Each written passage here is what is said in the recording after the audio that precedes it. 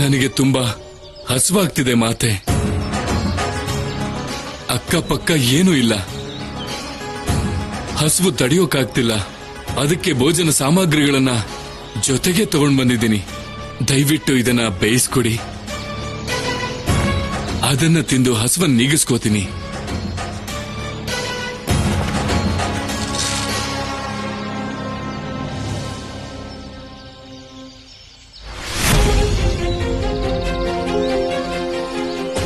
ಕಬ್ಬಿಣದ ಕಡಲೆ? ನಾರದ ಮುನಿಗಳೇ, ಇದನ್ನ ಯಾರಾದ್ರೂ ಬೇಯಿಸಕ್ಕಾಗತ್ತಾ? ಹೋಗಿ ತಗೊಂಡು ಹೋಗಿ ಇದನ್ನ. ಹೌದಾ? ನಿಮಗೆ ಬೇಯಿಸ್ಕೊಡೋಕ್ಕಾಗಲ್ವಾ? ಹಾಗಿದ್ರೆ ಮಾತೆ ಸರಸ್ವತಿ, ನೀವಾದ್ರೂ ಬೇಯಿಸ್ಕೊಡಿ. ಸೋದರಿ ಲಕ್ಷ್ಮಿನೇ ಆಗಲ್ಲ ಅಂದ್ಮೇಲೆ ಇದನ್ನ ನಾನ್ ಹೇಗ್ ಬೇಯಿಸಕ್ಕಾಗತ್ತೆ ನಾರದ ಮುನಿಗಳೇ? ನೀವಿಬ್ರು ಇದನ್ನ ಬೇಯಿಸೋಕ್ಕಾಗಲ್ಲ ಅಂದ್ರೆ ಮಾತೆ ಪಾರ್ವತಿ ಖಂಡಿತ ಇದನ್ನ ಬೇಯಿಸ್ಕೊಡ್ತಾರೆ. ಮಾತೆ, ಈ ಕಬ್ಬಿಣದ ಕಡಲೆಗಳನ್ನ ಬೇಯಿಸ್ಕೊಡ್ತೀರಾ? ನೀವಿಲ್ಲಿ ನಮ್ಮನ್ನ ಹಾಸ್ಯ ಮಾಡೋದಕ್ ಬಂದಿದ್ದೀರಾ? ಇವರಿಬ್ಬರಿಗೆ ಸಾಧ್ಯ ಆಗ್ಲಿಲ್ಲ ಅಂದ್ಮೇಲೆ ನಾನ್ ಹೇಗದನ್ ಬೇಯಿಸೋಕ್ ಸಾಧ್ಯ? ನಾರದ ಮುನಿಗಳೇ, ನೀವು ನಿಮ್ಮ ಮೂರ್ಖತನದ ಪರಿಚಯ ಮಾಡಿಸ್ತಾ ಇದ್ದೀರಾ.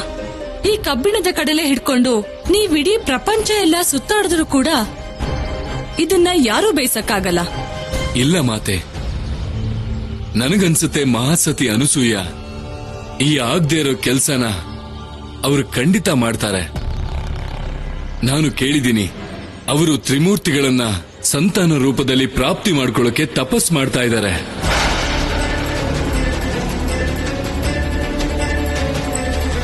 ಅವರೇನಾದ್ರೂ ನಿಮ್ಮ ಪತಿಯರನ್ನ, ಅಂದ್ರೆ ಜಗತ್ತನ್ನ ನಡೆಸೋ ಬ್ರಹ್ಮ ವಿಷ್ಣು ಮಹೇಶ್ವರರನ್ನ ತನ್ನ ಸೆರಗಲ್ಲಿ ಕಟ್ಕೊಂಡ್ರೆ ಅದೊಂದು ಅಸಂಭವ ಕಾರ್ಯನೇ ಅಲ್ವಾ?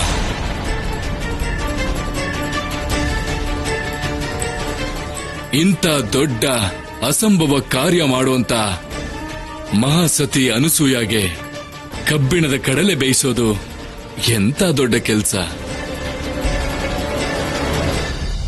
ನಾರದ ಮುನಿಗಳೇ, ತ್ರಿಮೂರ್ತಿಗಳನ್ನ ಪುತ್ರರಾಗಿ ಪಡೆಯೋದ್ರಲ್ಲಿ ಅವ್ರಿಗೆ ಯಾವತ್ತೂ ಗೆಲುವು ಸಿಗಲ್ಲ. ಹೋಗಿ ಹೋಗಿ ಹೇಳಿ ಅವರಿಗೆ, ಅವರ ಮಹಾಸತಿಯ ಶಕ್ತಿಯಿಂದ ಈ ಕಬ್ಬಿಣದ ಕಡಲೆನ ಬೇಯಿಸಿ ತೋರಿಸಿ ಅಂತ. ಸರಿ, ನೀವ್ ಹೇಳಿದ ಹಾಗೆ ಆಗ್ಲಿ ಮಾತೆ.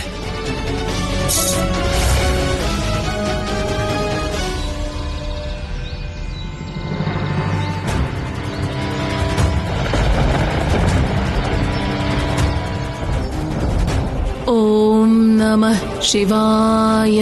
ಓಂ ನಮಃ ಶಿವಾಯ. ಓಂ ನಮಃ ಶಿವಾಯ. ಓಂ ನಮಃ ಶಿವಾಯ.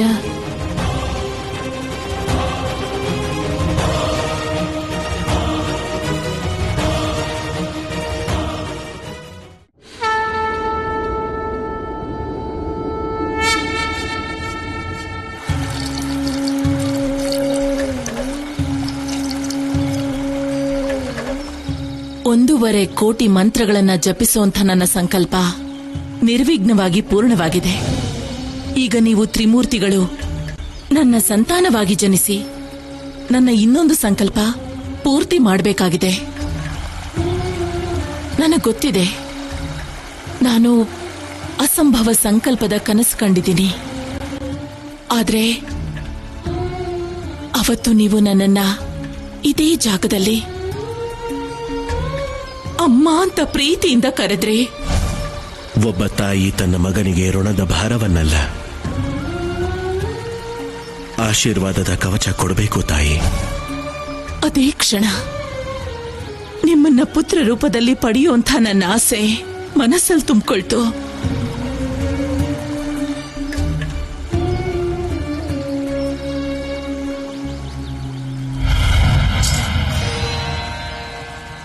ಮಾತೆ,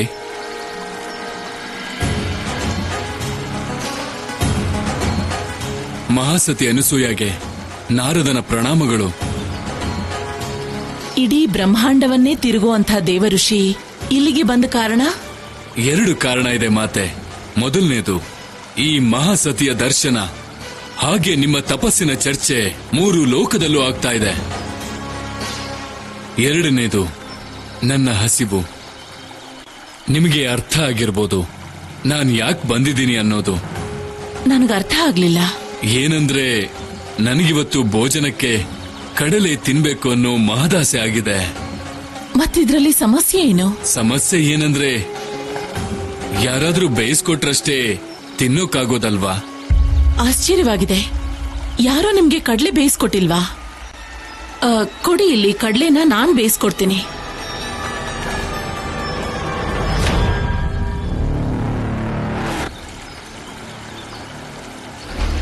ಇದು ಕಬ್ಬಿಣದ ಕಡಲೆ. ಹೌದು ಮಾತೆ. ಅದೇ ಕಾರಣಕ್ಕಾಗಿ ತ್ರಿದೇವಿಯರು ಕೂಡ ಇದನ್ನ ಬೇಯಿಸೋದಕ್ಕೆ ಸಾಧ್ಯ ಇಲ್ಲ ಅಂತ ಹೇಳಿದ್ರು.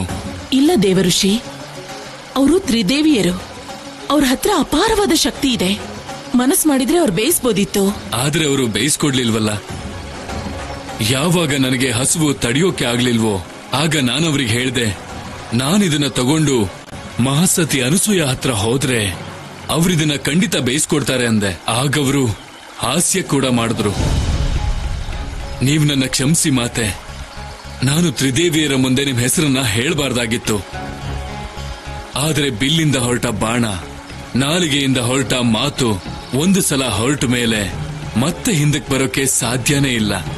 ದೇವಋಷಿ, ತ್ರಿದೇವಿಯರ ವ್ಯಂಗ್ಯದಿಂದ ನನ್ನ ವಿಶ್ವಾಸಕ್ಕೇನು ಭಂಗ ಬರಲ್ಲ. ಹಾಗೆ ನನ್ನ ಆಸೆನೂ ಕಡಿಮೆ ಆಗಲ್ಲ. ಕರ್ಮ ನನ್ನ ಶಕ್ತಿ, ಧರ್ಮ ನನ್ನ ಗುರುತು. ಕೊಡಿ, ನಾನು ಇದನ್ನ ಬೇಯಿಸ್ಕೊಡ್ತೀನಿ. ಅದರಿಂದ ನಿಮ್ಮ ಹಸಿವು ಬೇಗ ಶಾಂತವಾಗತ್ತೆ.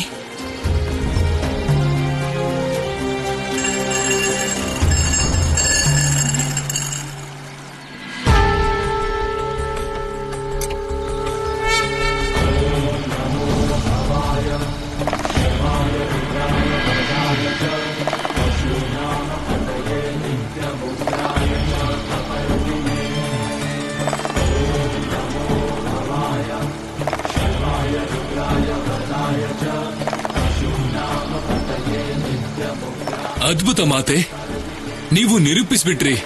ಕಬ್ಬಿಣದ ಕಡ್ಲೆಯನ್ನ ಬೇಯಿಸೇ ಬಿಟ್ರಿ. ನಾನು ಈ ಕಡ್ಲೆಯನ್ನ ತ್ರಿದೇವಿಯರ ಜೊತೆಗೆ ಸ್ಪರ್ಧೆ ನಡೆಸೋದಕ್ಕೋ ಅಥವಾ ಅವರು ಚಿಕ್ಕೋರು ಅಂತ ತೋರ್ಸೋಕೋ ಬೇಯಿಸ್ಲಿಲ್ಲ. ನಾನು ಇದನ್ ಬೇಯಿಸಿದ್ದು ನೀವು ಒಬ್ಳು ಸ್ತ್ರೀ ಮುಂದೆ ಬಂದಿದ್ರಿ. ಮತ್ತು ಸ್ತ್ರೀ ಅನ್ನಪೂರ್ಣೆ ಸ್ವರೂಪ ಆಗಿರ್ತಾಳೆ. ಮತ್ತು ಅನ್ನಪೂರ್ಣೆ ಧರ್ಮ ಹಸಿವನ್ನ ನೀಗ್ಸೋದು. ನಾನು ಧನ್ಯನಾದೆ ಮಾತೆ. ಅದನ್ ಕೊಡಿ, ನನ್ನ ಹಸಿವನ್ನ ನೀಗಿಸ್ಕೋತೀನಿ.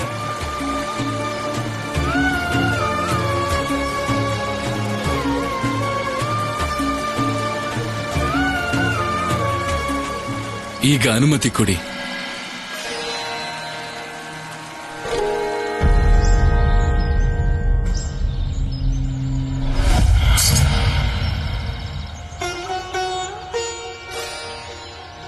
ಪ್ರಣಾಮಗಳು ಮಾತೆಯರೇ. ನಾರದ ಮುನಿಗಳೇ, ಕಬ್ಬಿಣದ ಕಡ್ಲೆ ಬೇಯಿಸಕ್ಕಾಗ್ಲಿಲ್ಲ ಅಲ್ವಾ?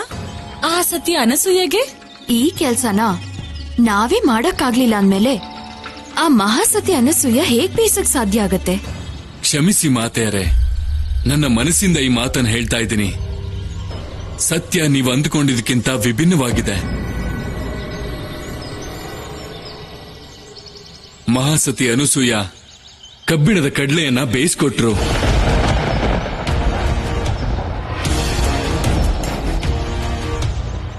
ಹೌದು ಮಾತೆ, ಪ್ರತ್ಯಕ್ಷ ಕಂಡ್ರು ಪ್ರಮಾಣಿಸಿ ನೋಡಿ.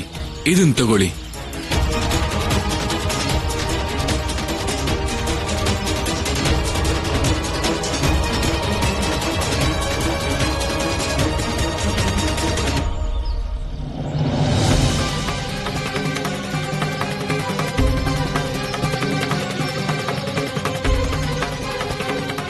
ಮತ್ತೆ ಅವರ ಸಂಕಲ್ಪ ಕೂಡ ಪೂರ್ತಿ ಆಯಿತು.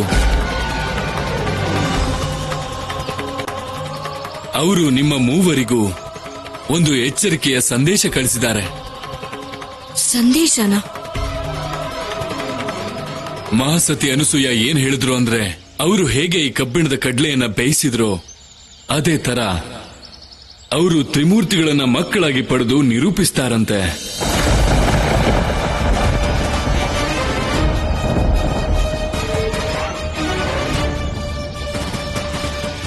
ಸತಿ ಅನಸೂಯ ನಿಜವಾಗ್ಲೂ ಹಾಗೇನಾದ್ರೂ ಮಾಡಿದ್ರೆ ನಾವು ಮಹಾಸತಿ ಅನಸೂಯನ ತಡಿಬೇಕಾಗತ್ತೆ.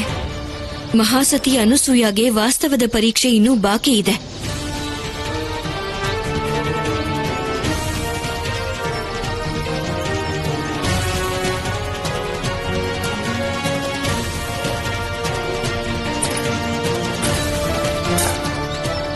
ಸಂದೇಶ ತಲುಪಿಸಿದ್ದಕ್ಕೆ ಧನ್ಯವಾದ. ಇನ್ನೂ ಇಷ್ಟೊಂದು ಅಹಂಕಾರನ? ಏನೂ ತೊಂದರೆ ಇಲ್ಲ ಮಾತೆ ಪಾರ್ವತಿ. ನಿಮಗಿರೋ ದುರಹಂಕಾರನು ಮಹಾಸತಿ ಅನಸೂಯನೇ ಮುರಿತಾರೆ. ನಾನ್ ಬಂದ್ ಕೆಲ್ಸ ಮುಗೀತು. ನನಗೆ ಅಪ್ಪಣೆ ಕೊಡಿ. ನಿಲ್ಲಿ ನಾರದ ಮುನಿಗಳೇ. ಮಹಾದೇವನ ಹತ್ರ ನನ್ನ ಒಂದು ಸಂದೇಶ ಪತ್ರ ತಗೊಂಡು ಹೋಗಿ.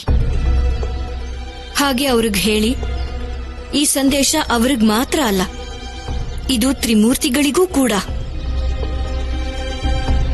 ಎಂತ ಸಂದೇಶ ಪಾರ್ವತಿ? ನಿಶ್ಚಿಂತೆಯಿಂದ ಇರಿ. ನನ್ನ ಸಂದೇಶ ಮಹಾಸತಿ ಅನಸೂಯಾಳ ತಪಸ್ಸಿಂದ ಹುಟ್ಟಿರೋ ಸಂಕಟನ ದೂರ ಮಾಡತ್ತೆ.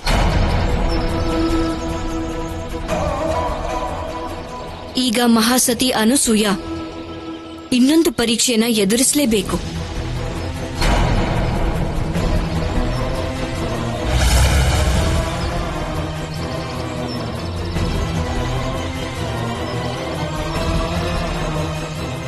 ಹಾಗೆ ನಿಮ್ಮ ಪ್ರಭು ಹತ್ರ ಹೇಳಿ, ಈ ಪತ್ರದಲ್ಲಿರೋ ನನ್ನ ಷರತ್ತನ್ನ ಮಹಾದೇವ ಏನಾದ್ರೂ ಒಪ್ಕೊಂಡ್ರೆ ನಾನು ಮತ್ತೆ ಕೈಲಾಸಕ್ಕೆ ಬರ್ತೀನಿ.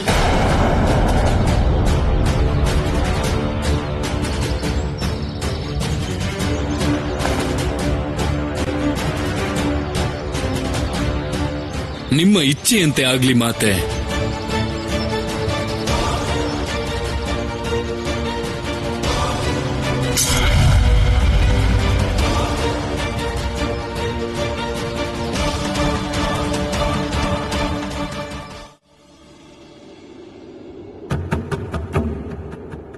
ಬ್ರಹ್ಮದೇವ, ನಾರಾಯಣ, ಮಹಾದೇವ, ತ್ರಿಮೂರ್ತಿಗಳಾದ ನಿಮ್ಮೆಲ್ಲರಿಗೂ ನಾರದನ ಪ್ರಣಾಮಗಳು.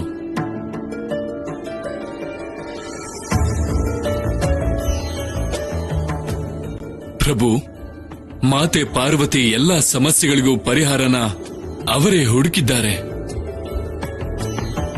ನಿಮಗಾಗಿ ನಾನು ಈ ಸಂದೇಶವನ್ನು ತಂದಿದ್ದೀನಿ.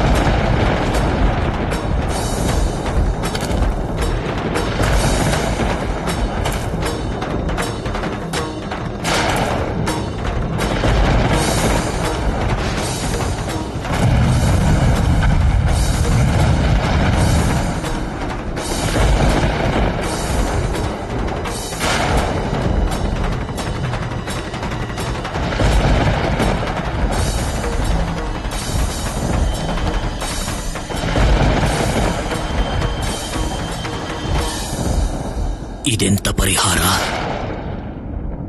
ಇದು ಪರಿಹಾರ ಅಲ್ಲ, ನಮ್ಗೆಲ್ಲ ಒಂದು ಧರ್ಮ ಸಂಕಟ ಬ್ರಹ್ಮದೇವ.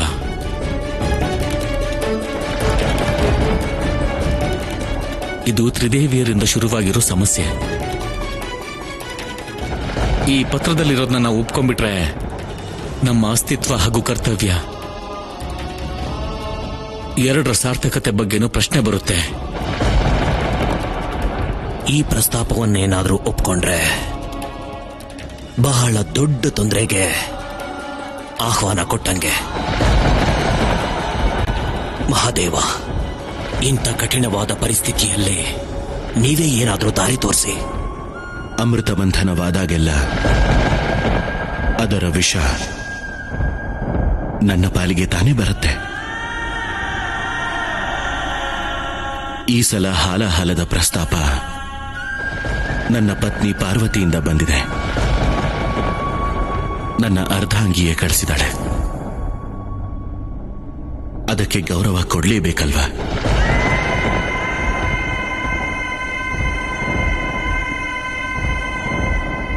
ಇನ್ಮುಂದೆ ಎಲ್ಲವೂ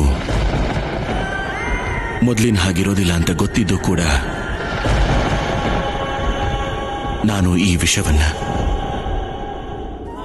ಕುಡಿಲೇಬೇಕು.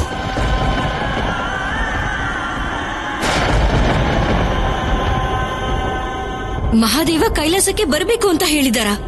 ಹೌದು ಮಾತೆ, ನೀವೀಗ್ಲೇ ಕೈಲಾಸಕ್ಕೆ ಬರಬೇಕು ಅಂತ ಪ್ರಭುಗಳು ಹೇಳಿದ್ದಾರೆ.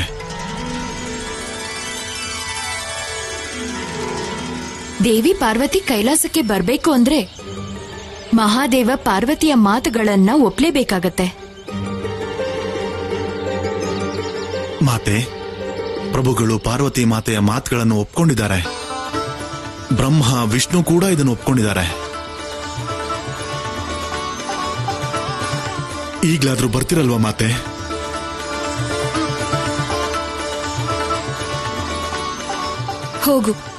ಹೋಗಿ ಕೂಡ್ಲಿ ಸಂದೇಶ ತಲುಪಿಸು. ನಾನು ಈಗ್ಲೇ ಬರ್ತಾ ಇದ್ದೀನಿ. ನಿಮ್ಮ ಆಜ್ಞೆ ಮಾತೆ.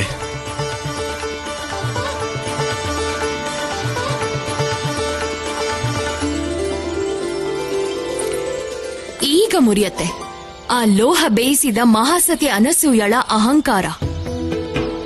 ಈಗ ನಡೆಯುತ್ತೆ ದೇವಿ ಅನಸೂಯಳ ನಿಜವಾದ ಪರೀಕ್ಷೆ.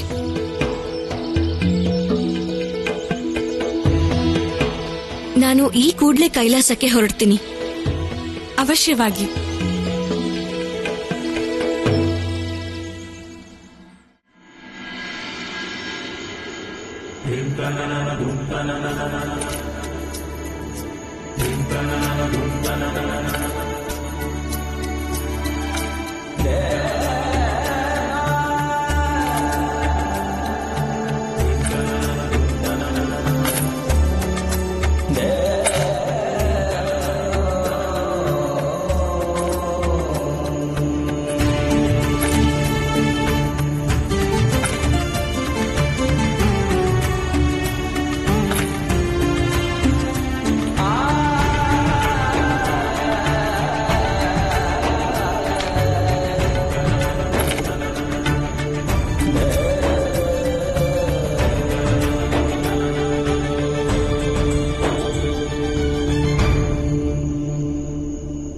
ನಿನ್ನ ಕೈಲಾಸಕ್ಕೆ ನಿನಗೆ ಸ್ವಾಗತ ಪಾರ್ವತಿ.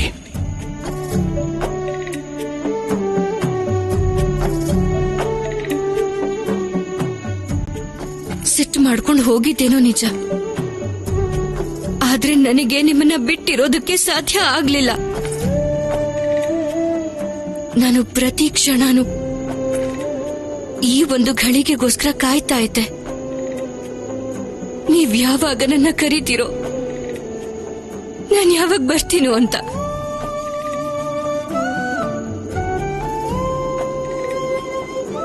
ಅಂತೂ ಕಡೆಗೂ ನೀವಿದನ್ನ ಕರೆಸ್ಕೊಂಡ್ರಿ. ಹಾಗೆ ನೀನು ಬಂದಿಯಲ್ಲ. ಹಾ, ಆದ್ರೆ ಮನಸ್ಸಲ್ಲಿ ಒಂದು ಕುತೂಹಲ ಇದೆ. ನೀವು ಇಷ್ಟೊಂದು ಸುಲಭವಾಗಿ ನನ್ನ ಸಂದೇಶವನ್ನ ಹೇಗೆ ಒಪ್ಕೊಂಡ್ರಿ? ಸಂಬಂಧಕ್ಕೆ ಗೌರವ ಕೊಡೋದು ಬಹಳ ಮುಖ್ಯ ಪಾರ್ವತಿ, ಅನುಬಂಧಕ್ಕಲ್ಲ. ನೀನು ಕೈಲಾಸದಿಂದ ದೂರ ಇರೋದು ಇದು ನನಗೆ ಖಂಡಿತವಾಗ್ಲೂ ಇಷ್ಟ ಇಲ್ಲ. ನನ್ನ ಮೇಲೆ ಇಷ್ಟೊಂದು ಪ್ರೀತಿನ? ಖಂಡಿತವಾಗ್ಲೂ.